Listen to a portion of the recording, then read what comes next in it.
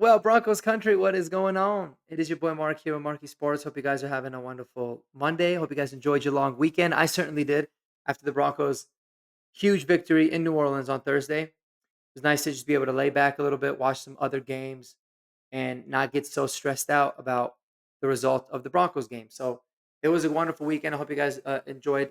You guys felt the same. You guys enjoyed it yourselves. And what we're going to get into now, guys, is we're moving on. We're moving on from New Orleans. We're going to look ahead to Carolina, but the game before the gauntlet of the schedule. And we're going to talk about how Bo Nix's athleticism and his ability to run, extend plays, and in specific get first downs with his feet is really starting to change this offense and allow this offense to evolve and become a lot more efficient. So we'll get into that. We'll get into a lot of specifics here for you. Until before then, though, guys, before we do that, check some of the other videos out. Welcome to the channel. If it's your first time, I really appreciate y'all tuning in. I love Denver sports. I cover everything from the Broncos to the Avs to the Nuggets, and we even talk some fantasy sports on the channel. So to really help me out, hit that subscribe button below, like the video for the algorithm, and let's get into it, guys. As we know, the Broncos are now 4-3 after 7 games. We had an entire recap about that last week. And we are going to start entering a part of the season, not just from a scheduling standpoint, the part of the season where you really start to figure out what type of team you are, who you are as a ball club, how you match up against the best of the best in the NFL. And if you look at the previous 7 games, the Broncos defensively have been steady Eddie. I would say there's even been, if anything, a little bit more improvement. They've been phenomenal. They play so well as a unit. They've got an amazing ability to get to the pass rusher. Vance Joseph is doing an amazing job on that side of the ball. And it is for that reason that they have had the opportunity to win really every game that they've played this season. It always seems to give them an opportunity at the end of the game. The offense, however, has been a very different story. They've had very good moments, but they've had a lot more very bad moments. And I think over the course of the last two to 3 games, you're starting to see the bad moments decrease, and you're starting to see an increase in those very, very good moments. And I think a big part of it is the coaching staff has finally seemed to embrace what Bo Nix can do with his legs, how he has the ability to not just extend plays, but be able to get crucial yards, get first downs, get us in a position where we're at third and short and kind of staying ahead of the chains throughout the course of the game. And because of that, the offense is beginning to kind of evolve. We're showing different looks to defenses. We're starting to have a lot more motion. We're starting to utilize the screen game a lot better. I think because of the ability for us to have a quarterback that can always be a threat running, and it's also vastly improved the rushing attack from the running backs overall as well. Because early in the season, what you would see teams do is they would say, "We're gonna we're gonna shut down your number one receiver," and which in most cases was Cortland Sutton. We're gonna stack the box and we're gonna force Bo Nix to beat us from the pocket. And we were a lot very vanilla. We were trying to counteract that with saying, "Okay, yes, we can." And for a multitude of reasons, that hasn't happened. Now, because of the different looks that we're showing, because we have a quarterback that's proven that not only he can beat you with his legs and be a threat there, but the coaching staff is willing to put him in that position, defenses now have to think a little bit more. They can't play such a traditional vanilla style of defense. They've got to take multiple things into account. And as a result, it's opened things up a lot for this team at times. And there's been moments where you know, it's worked out great, but it's got called back by a penalty.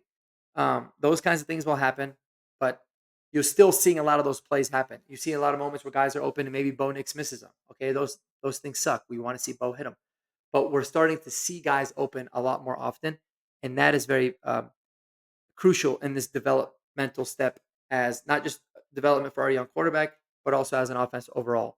And it's really exciting to see. And one of the examples that I can think of is there was a throw last game, and I'll show the clip of it, but I kind of want to get a breakdown because I don't have a way to draw the play yet. I'm still trying to figure all that kind of stuff out in terms of like different softwares to use. But it was a very simple play. Bo is in the shotgun. He does a play action fake to Javante Williams. He one step balls out, hits Vele across the middle, right? Just wide open. Easy peasy, 20 yards, no problem.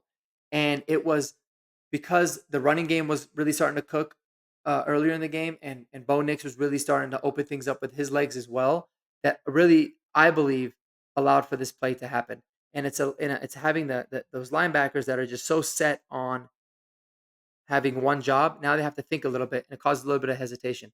So what you're going to see in this clip, right, is you're going to see.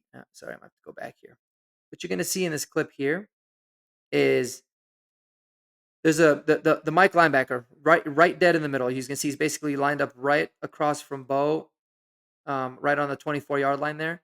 If you take a look at him, his responsibility here is the running back, or it could potentially be making sure that the edge is sealed for the quarterback. Basically, whoever is rushing the ball, that's going to be his um, responsibility. If the ball does not get handed off, then he's just going to drop back in zone. So that's what you'll see here. So what happens is you're going to see Bonix is going to snap the ball. He's going to fake the handoff, and you're going to see the linebacker start to drift off just a tiny bit there. And what that does is it opens it up wide open for Vele underneath. Now, it's a very, very good uh, play design too, because if you do see it, um, it's actually Vele underneath here. I apologize. It's Vele underneath here that clears out the entire route there, and it's going to open up the slant route just across the middle for it looks like it's I'm not even sure who that was. Oh, that's for Troy Franklin. So just that is a small example. I know it's not the best thing, guys, and work with me, and sorry, bear with me while I try to figure out a lot of this um, film review stuff in terms of how to get everything up and loaded. But you'll see a lot of those moments where there's a lot of hesitation. There's another one too that I wanted to show here as well, but I might just pass on it. But you'll be able to see it's the one where Javonte Williams runs into the end zone, wide open, untouched, very easy, just up the middle run. I think it was on his first rushing touchdown of the game. It was the first touchdown of the game in the second quarter. And man, that kind of a hole, that size of a hole, does not just happen because you dominated the blocks, which we absolutely did. But the Saints, what they ended up doing is they set an extra linebacker on the edge to be able to play.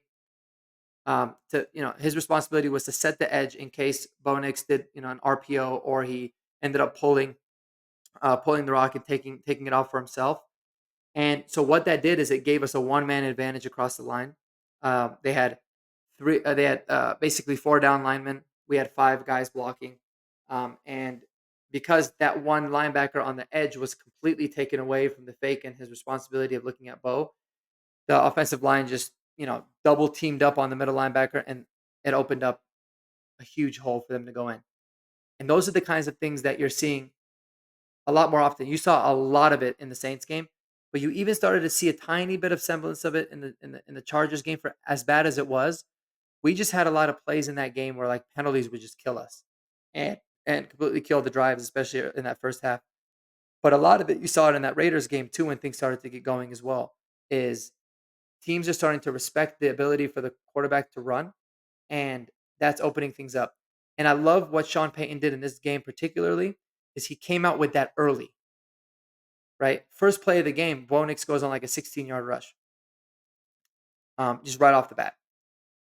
And that gets the defense on their heels immediately. So what I really like to see moving forward and continue is to have the Broncos show defenses that we are not afraid to run the ball with our quarterback, and it's going to allow for a lot more things to open up. And one thing that I can assure you is that Bonix is not going to miss as many passes as he has moving forward as he did in the Saints game In particular, but man, when you turn the film on, you see so many plays that had guys wide open. You talk about scheming guys up, it was wide open. And yes, it wasn't all just because the Saints are a terrible team on defense. A lot of it was because we were making it very difficult for the teams to take everybody into account. We were doing a lot of it was like the best way I can put it is that we were dressing it up with a lot of makeup, a lot of different play calls, and sometimes we would even run the same play twice, but it would be to different people. And I think it's all really being derived from the quarterback being a threat to run with his legs because it is counteracting a lot of the things that defenses used to uh, do to stop us in the past. And there's a lot that we can build off of it. And I think that his athleticism, Bonix is overall him as an athlete and the way that he's been running has actually really surprised me a lot more. I've always known he was a good athlete. I knew that he was a mobile quarterback, but I didn't know it was to that level. Like he's got a he's a legit bona fide scrambler. He's not just somebody that like, oh, things open up, nothing's open downfield, he can take off and run. He can create from his legs. He's very shifty. He's got really good instincts when guys are around him to be able to duck or get out just in time and be able to run around, escape and make things happen with his legs. So that's been a very pleasant surprise. And I really hope that the the coaching staff continues to just embrace that. I think a lot of the times NFL coaches they can look at it as like, yeah, it's a great trade, but we don't want him to rely on that. We want him to be able to develop as a passer, blah blah blah. And I totally get that. But when you're making the pass game a lot easier because of your quarterback's ability to run, it's going to allow for him to be very efficient throwing the ball, and he can still make a lot of growth as it goes. One example that I'll use, guys, is Josh Allen was like very similar to how Bo's playing, really in his first 2 seasons in his NFL career.